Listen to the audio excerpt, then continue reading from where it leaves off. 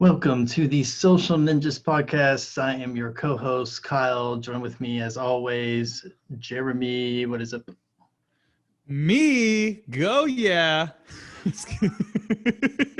All right. What's up, Kyle? How's it going? What's up? And then we also do have a very special guest today, believe it or not. Very special guest. Very special. And her name is Amberley Lago. I'm guessing that's how you pronounce the last name. Did I get it? You got it. You guys are awesome. Kyle gets 7 points. Plus, we are awesome. Oh Yes. my gosh. Good start. Thanks for having me here. It's fun being with y'all. Already I've had fun, even before we started recording. Yeah, we had a very nice conversation. Fun is part of our core values. So I'm glad they're putting it to purpose. All right. All right. So, Amberley, can you tell us a little bit about yourself and kind of what you do? Yes, I am an author, speaker, and health coach. I've been in the fitness industry for about, 25 years now.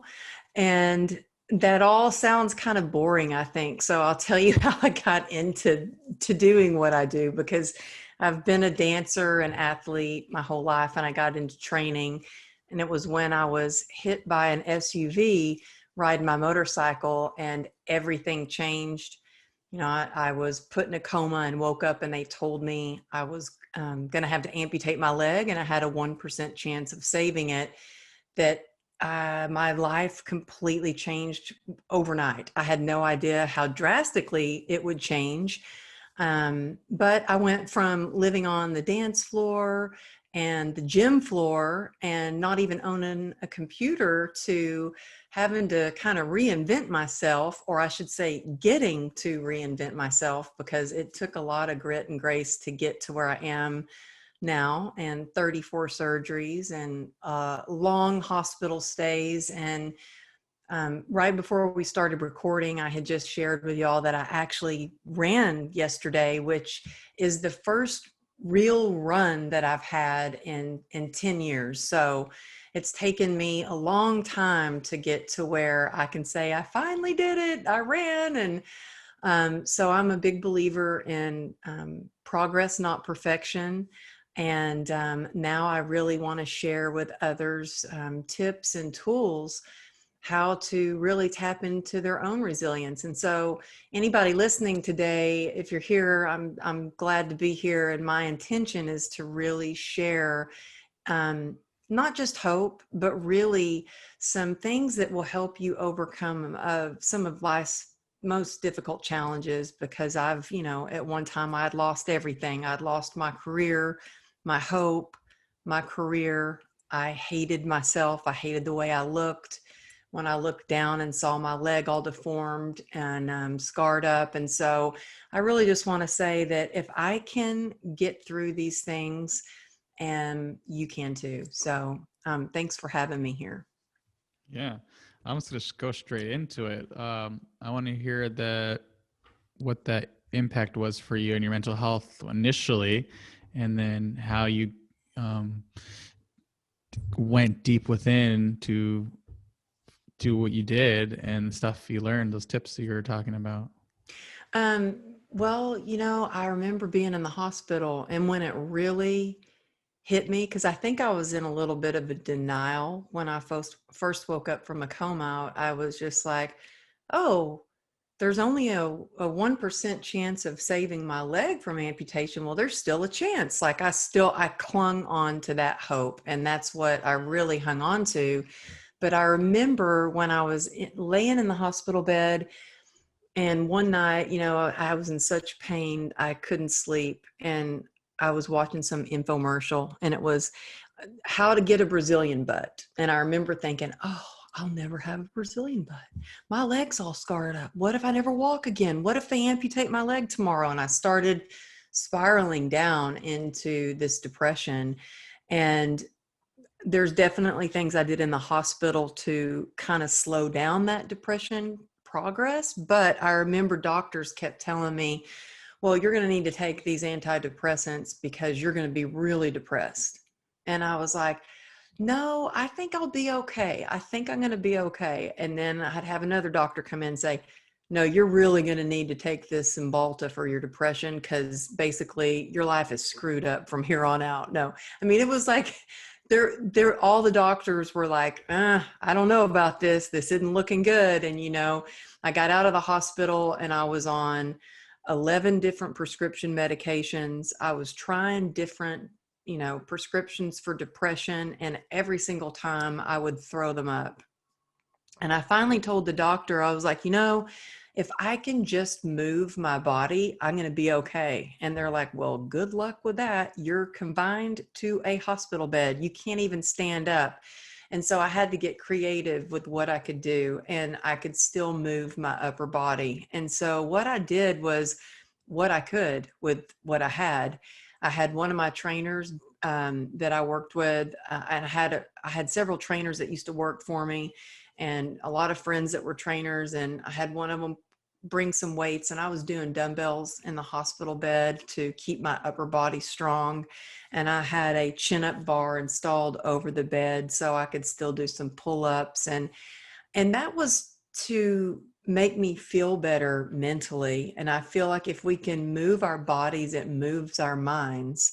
And that was also to give me a sense of accomplishment, like I could still do something. And it also built my confidence and made me feel like I'm getting stronger, I'm getting better. But it wasn't until about a month after I was home from the hospital, they said, well, you are now diagnosed with complex regional pain syndrome. So just when I thought things were getting better and I thought, I'm going to beat this depression, see there, I'm climbing out of it, I was diagnosed with an incurable nerve disease dubbed the suicide disease, because it leaves you in constant chronic pain. And not only that, the pain is ranked highest on the pain scale. So that means it hurts worse than having a kidney stone. It hurts worse than an amputation. It hurts worse than having a baby. And I can attest to that. I've had 2 babies. And it's nonstop, and the pain will never leave you. And so once I found that out, that is when the depression kicked in full force, and the kind that you feel like drags you over cobblestones and throws you into a dark pit. And that is where I really hit my rock bottom, and I didn't want to live anymore, but I was too scared to die. And I think it was the fact that my children were my inspirations, and that I have a higher power in my life that I call God.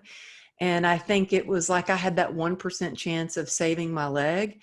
I held on to that little flicker of light, because I think we all have that light within us. And that light inside me was just barely a flicker. It was barely burning and almost out. And it took every ounce of courage that I had, because when you're depressed, it takes so much energy just to get out of bed. It takes so much energy to even think of making a phone call. And for me, it took a lot of courage to ask for help, because I was taught my whole life to, hide your crazy and be a lady and suck it up and cowgirl up, and, that. And so for me, there was a lot of shame and a lot of past trauma that I had ran from my whole life, whether, trauma from being sexually abused, that I used my athleticism I literally ran from all my problems. And it wasn't until I was confined in this bed and I could not run from it, that all these emotions were right in my face and I had to deal with them. And I feel like we heal what we reveal, and we have to let those feelings rise up to the surface so we can process them.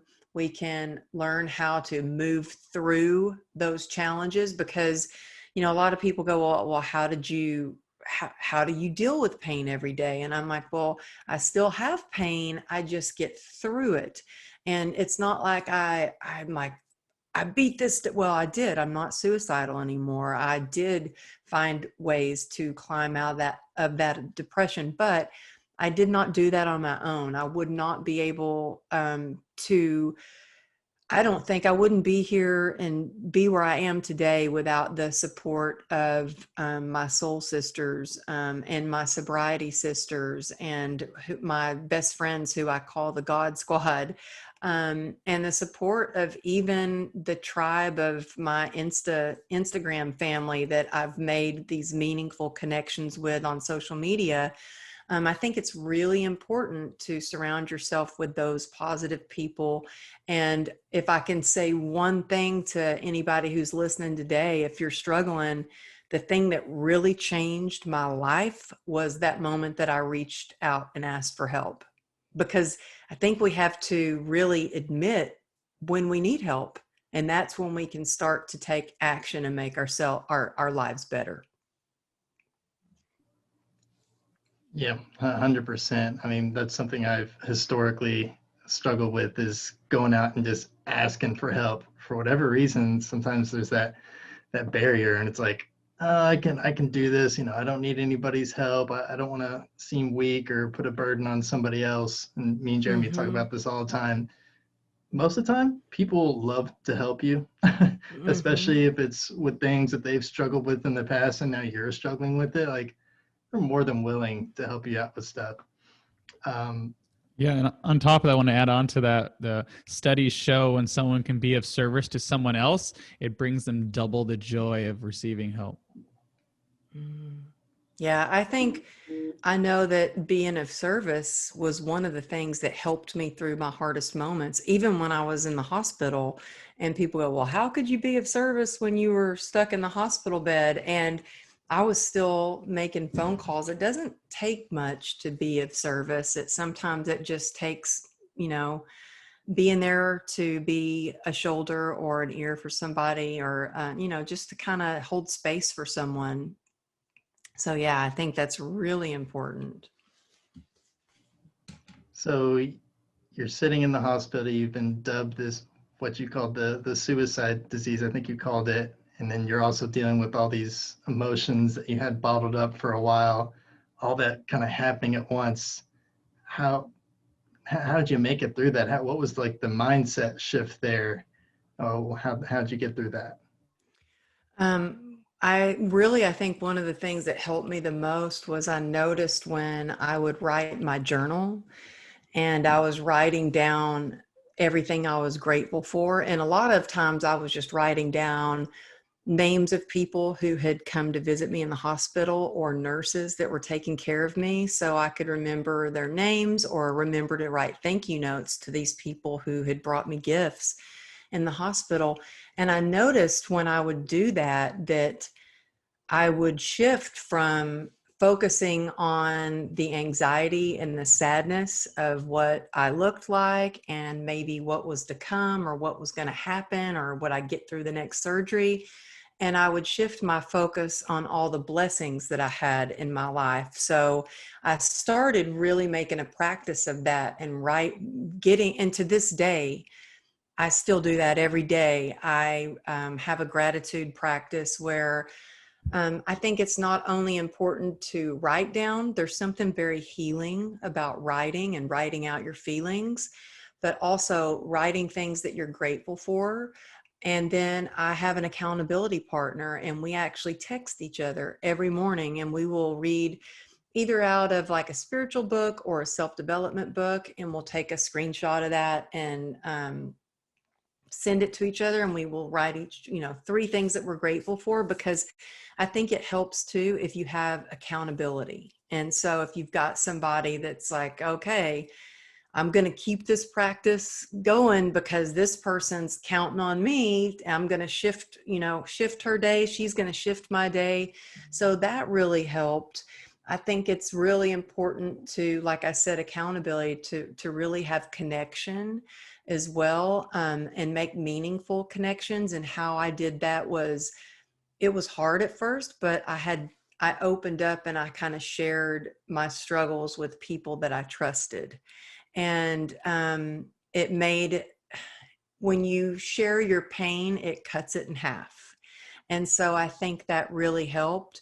But I also, when I first got out of the hospital, I mean, I went to see a psychiatrist, and they're like, yeah, still try to take that medication, the antidepressants. And I kept trying for like 3 months, and it really did not work for me. And I finally went back and I said, well, I think throwing up every day is much worse. I just can't throw up anymore. It's making me so nauseated. And so I was like, okay, I'm just going to try to get out of this myself. And so with the gratitude practice, with connection with other people, and like I said, reaching out for help, I think those things really helped me. And I think that having a sense of purpose helped me. I felt at my lowest when I wasn't working. And I feel like, I was lucky that I felt like a sense of purpose for my children and my family. But once I had stopped training clients is when I got to my worst point. And, some people may go, well, I don't have a purpose. I don't know what to do. And, we can all start to think creatively about what your purpose. It doesn't have to be some clear cut thing, like this is your purpose, but start just getting creative by thinking about things that bring you joy, and whatever sparks your joy, that's usually connected to your purpose. And if you can do something in the same line, in alignment with what brings you joy, then that's going to help bring you out of your depression too. This makes me think, I don't know if it was a podcast guest we had on, or maybe it's just a video I saw, but they were talking about finding your purpose. And they were saying like one way to try to find it was just imagine you were, financially independent, and what would you do, for 8 hours a day if you didn't have anything else to, so you didn't have laundry or cleaning or anything else to do? What would you fill your time with? Mm-hmm. And that kind of worked for me. I thought that was a really cool idea. It's like, okay, what would you like want to do? Like what means a lot to you? I think that's a good way to find your purpose.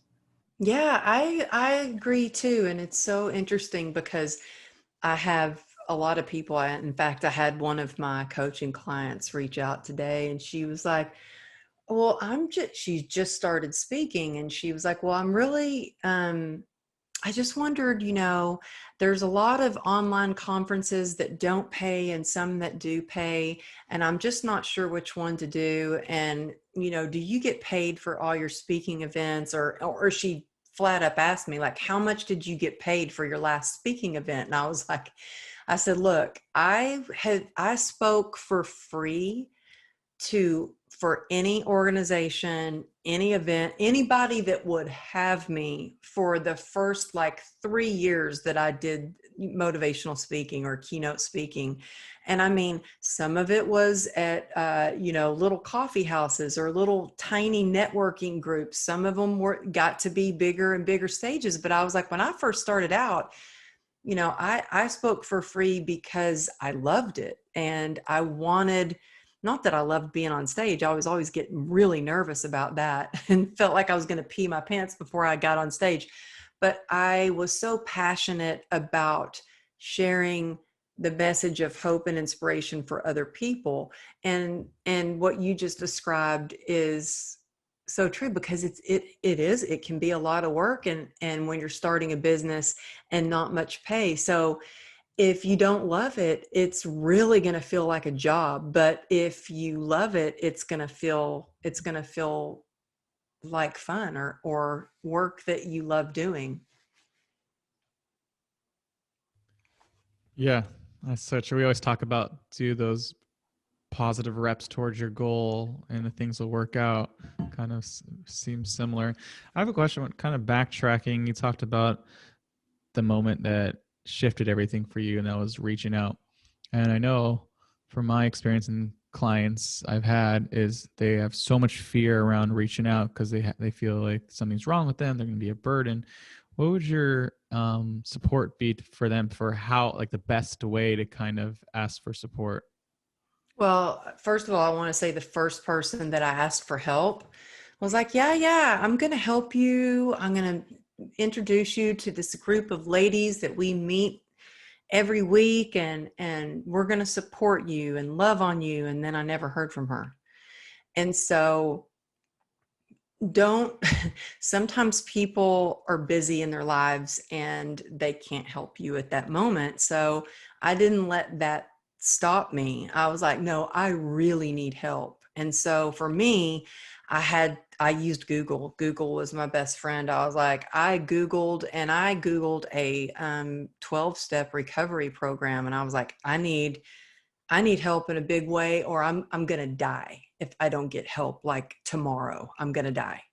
And so I then found a 12-step recovery place, and I went and got help. And it's still sometimes hard for me to ask for help. I think it's easier. I think the more we realize that we aren't meant to do it alone, that humans are made for connection and for bonding. And I think I would ask yourself, why is it that you are afraid to ask for help? And where is that coming from? For me, it stemmed from, I didn't want to feel like a burden. I didn't want to feel like, oh, I don't want to bother that person, or I didn't, and also it came from me feeling not worthy enough. And that would show that, I wasn't enough, that I couldn't do things on my own. And so once I realized where it came from, I could work through the how part. And I think once we want or need something, and we want to survive, or we want to get better bad enough, and we become humble enough to ask for help, then it's easier to ask for help. And for me, I was humbled down to where I was like, okay, I am in so much pain, emotionally, not just physically, but emotionally, that I'm going to do, and I am willing to do whatever it takes, because my life counts. This is a live or die. So I think it doesn't have to be that way for others. I think that if it's okay to ask for help, that's normal. And just a quick story, as I said, I think I've gotten better. I know I've gotten better about asking for help, because, when you're eager to make your life the best that it can be, you start going, oh gosh, I really need help with that. And I don't know how to do this, so I'm going to ask for help. And so when I first decided to write my book, I hand wrote my entire book, and I got a publisher. And so I had to buy this laptop we're on, and I did not know how to use a computer. My whole life I was on the gym floor and the dance floor, so I didn't have a computer. And so I signed up at the Apple store to take a lesson on how to work this computer, the laptop. And in the middle of the class, he stopped the class and he said, I just have to tell you something, I'm really impressed with you. I've never had anybody that has not been embarrassed to ask so many questions. Usually people feel embarrassed to ask so many questions, but I'm impressed that you've asked so many. I said, oh no, I need to learn this. I am not embarrassed to ask, because I don't know how to do this, so I need help. And so, we're only going to learn and grow if we know the answers to problems, and sometimes we need help. So you did a TEDx, and you talk about, I think it was some like a pacer method to help kind of deal with your pain. Can you talk a little bit more about that? Yeah, I use a quick acronym. I love visualizing and acronyms and things that help me get clear easier. And so there's a couple of things like HALT. Y'all probably already know this, but stands for hungry, angry, lonely, or tired. And so I try not to ever, my husband will go, are you halting? Like, are you hungry, angry, lonely, or tired? Because we don't always make the best decisions when we're coming out of, a place where we're too hungry or lonely, we can tend to let our emotions get the best of us. And so I came up with something called the PACER method, and it stands for perspective, acceptance, community, endurance, and rest. And that allows me to really tap into my resilience and thrive. And so I share that with others because we all have the ability, we all have resilience, we all can rise up again and again. And it's not about falling, it's about getting back up. And so for me, in order to get through days, especially where I'm in constant chronic pain, and you may be sitting there going, well, I don't have chronic pain, but we all have pain, whether it is heartache or loss, or it is physical or it's emotional. We all go through seasons in life where we experience some kind of pain. And so for me, PACER helps me get through that. Perspective is the easiest way to change the way you feel about your situation. So to shift my perspective, I use gratitude. I count my blessings. I sometimes think about how worse it could be, and that immediately shifts my perspective. The A in PACER stands for acceptance, and that's really about what we talked about earlier, about taking a look at where you are in your life. If we don't realize that we have a problem, or that we're hurting, or that we're lonely, or that we're depressed, then we can't do things to fix it. And so for me, I had to admit that, okay, I have got CRPS for the rest of my life. I had to admit, oh, maybe I'm drinking a little bit too much to try to numb out this pain. I had to accept, oh, I have not dealt with a lot of past trauma. Once I did, I could take steps to get better. And then I could also connect with a community of like-minded people. And that's the C for in PACER is for community. And, I used to try to do it alone, and it didn't work. I tried, didn't work. I have found that, yes, we can do a lot of things on our own, but together we are stronger, we're unstoppable. And so I think there's something magical when you can connect with other like-minded people who have been through similar experiences, because you give each other hope. When you see that someone else has gotten through certain situations, it really inspires you to keep going, to not give up. And it takes a lot of endurance, and that's the E in PACER. And endurance is really where grit comes. It's where your passion and perseverance come into play. It's focusing on your why to get you through all the hows. When we don't know how we're going to do it, like our why has got to be so strong, it's going to get us through. And then the last part of the PACER method is R, and that really stands for rest and recovery. And because, I used to be all gas, just go, go, go, go, go, hustle, hustle, hustle, like it, and I think I was an overachiever to make up for things that I felt like I was lacking on the inside. And I felt like if I was resting, it meant quitting. And what I realized is resting means that you're taking care of yourself, that you are respecting yourself enough to show yourself some compassion and give yourself some grace to get through. And, when we rest, and some of the top doctors and thought leaders all say that they rest, and some of them rest every hour. Like they will get up and schedule rest periods every hour of their day so they can be more productive. And so I am reminded constantly by my husband when I mess up on PACER, and he's like, oh, you left out the R on PACER. You're not, oh, where's the C? Where's the C? And so I'm not perfect. I still mess up, and I'm still learning as I go. But I think when we come together and we share, ideas that and things that work for us, that we can, sometimes when we're having a tough day, we can remember, oh, wait a minute. what was that pacer thing? Did I reach out to somebody today? No, maybe that's what I need to do. And maybe that can make your day better, you know? And so that's why I share that, because it really has changed my life. If I am doing those things, then I do feel better. So I like making a list and checking it off, and that helps me remember it. I have a question. Is there any moments where you're so fight or flight that you can't even get to like the intellectual part of your brain to get to pacer? And is there a way you kind of snap out of Oh it? my God. Yeah. Yeah.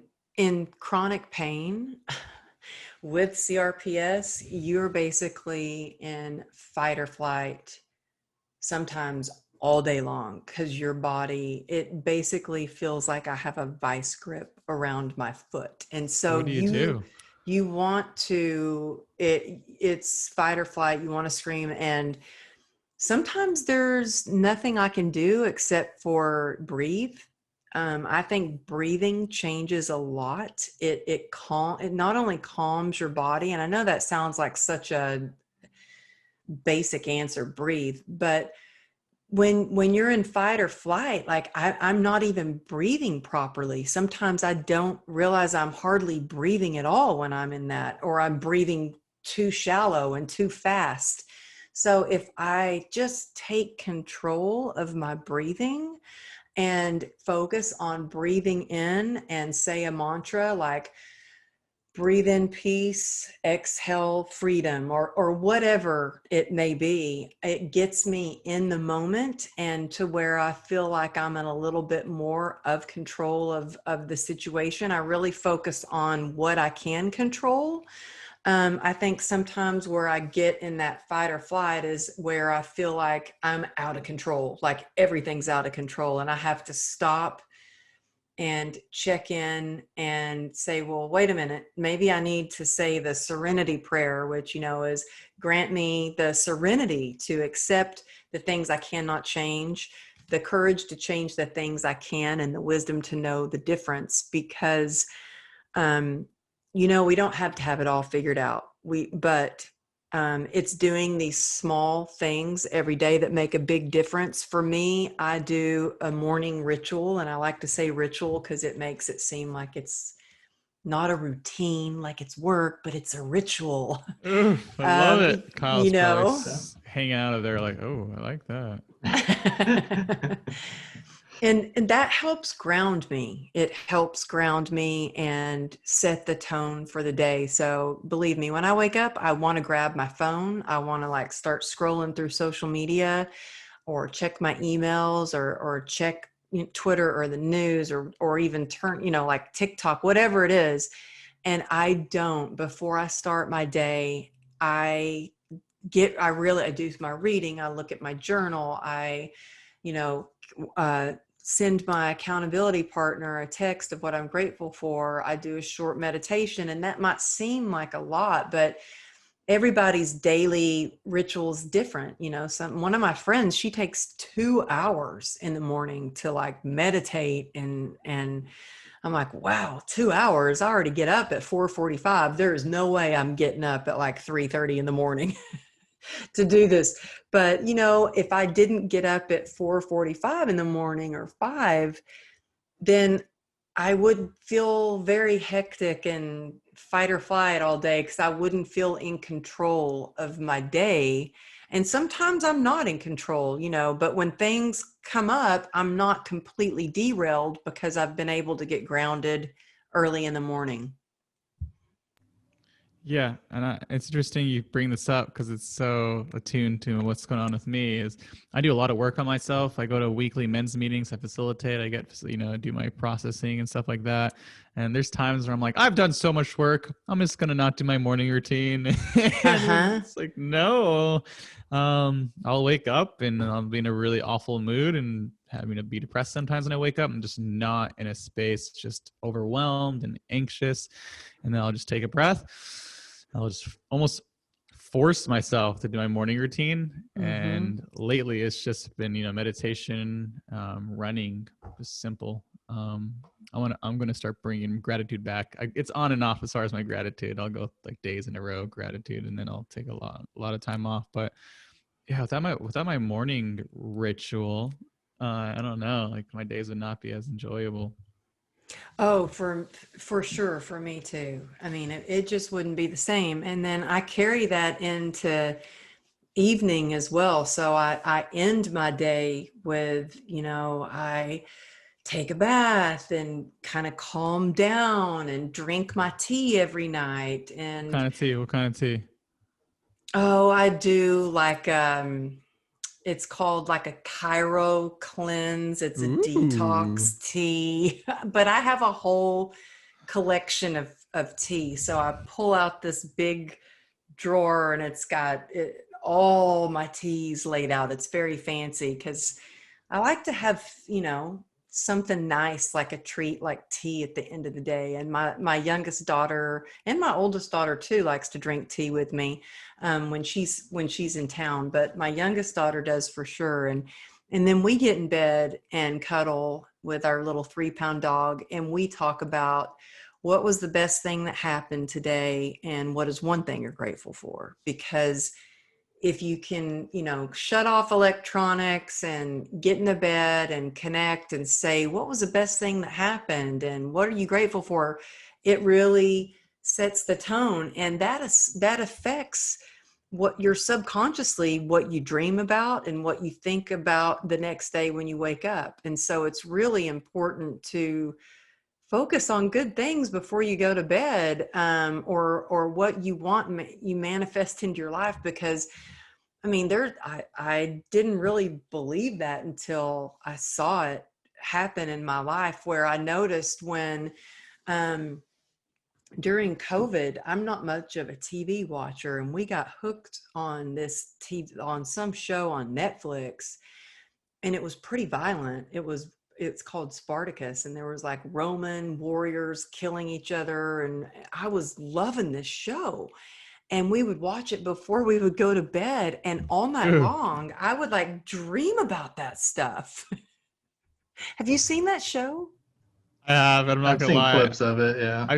I've seen every episode, and there's times where I'll watch like a really disturbing episode, and I'm just in fight or flight, just overwhelmed. I'm like, what? I feel so uncomfortable right now. Yes, yes. It's like, oh my gosh. And so I'm like, this is not good before I go to bed.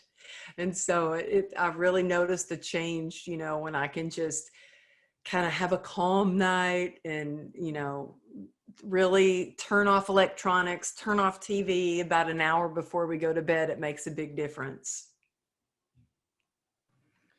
Yeah, like Jeremy was kind of hinting at, I'm a big advocate of morning rituals, as you say. I like that. Ooh, I he want to start caught using himself. that. I'm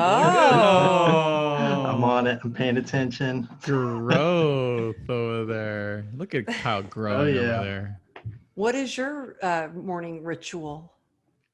So I used to have a 2-hour long one, like you were talking about with your friend. Yeah. Since the pandemic happened, I've shortened it much because I realized I needed that last letter of Pacer, which is something I neglected for far too long. Mm-hmm. So yeah, I shortened it a lot, so I wasn't just totally pushing myself too hard. But right now it's looking like meditation, gratitude, and then I usually work out in the morning. I mean, it's as simple as that, but I mean, still just having that short of one and comparing it to my, my 2-hour long one, I mean, it's still having pretty much the same impact. I mean, it's crazy. I mean, I've told Jeremy this before. I mean, when I started doing morning rituals probably about 2 years ago or so, I mean, it completely changed my life. I mean, it just made me feel just 100 times better, to the point where I was like kind of addicted to doing it. Like I don't want to say I loved getting up in the morning, but I loved spending my morning like in my house. Everyone else is still asleep and I'm going through all these practices, and like, I don't know, something about it just makes me feel so good. And then the rest of my day is so much better compared to days that I skip on it or whatever. Yeah, that's my favorite time of day too. It's the only time of day where I'm like, this is just for me to take care of me. 100%. And then the family wakes up and it's, I become the Goes lunch down. lady and Kyle's like, I have 3 kids. I feel you. So one question we like to ask all our guests is, if you had the ability to send one message to everybody in the world, what would it be? I would say, don't give up. You're loved, you're supported, and you got this. With grit and grace, you've got this. Grit and grace. So thank you for coming on. Thank you so much for having me. Yeah, absolutely. Really enjoyed this talk, especially about the morning ritual part. I get into that. But before we go, where can people find you on social media, website, all that good stuff? Yeah, you can find me. My website's amberleylago.com, and you can find free downloadable playbooks and a gratitude journal actually right there on the website. My podcast is True Grit and Grace. My book is True Grit and Grace, and you can find that at your local bookstore or on Amazon. And you can see some behind the scenes at Amberley Lago Motivation on Instagram, or Amberley Lago on Facebook, or catch me doing some crazy dances on TikTok at Amberley Lago. Beautiful. And what is your opinion on the Social Ninjas podcast? What did you say? He asked what your opinion was on the Social Ninjas podcast. Oh, I thought you said what was your ping? I was like, what is that? Some new lingo that I don't know about? Let me tell you, sister. Oh my gosh. Well, I told you before we started that I'd been listening to your show, and I love how down to earth and real y'all are. Thank you. I do. I'm serious. I love hanging out with y'all because you're real. Well, if you would have met, I didn't know Kyle back in the day, but I heard a story. If you would have met me when I was like in middle school and going through my severe social anxiety, oof, night and day. Man, if you would have met me like 4 years ago, night and day too. Yeah, let's celebrate. I also want to celebrate you for your first run in 10 years. Oh, yeah, that's awesome. Oh, thank you. Thank you. You're so sweet. When you run back over here, let me know. I'll meet you. I live right off of Topanga. Neighbor.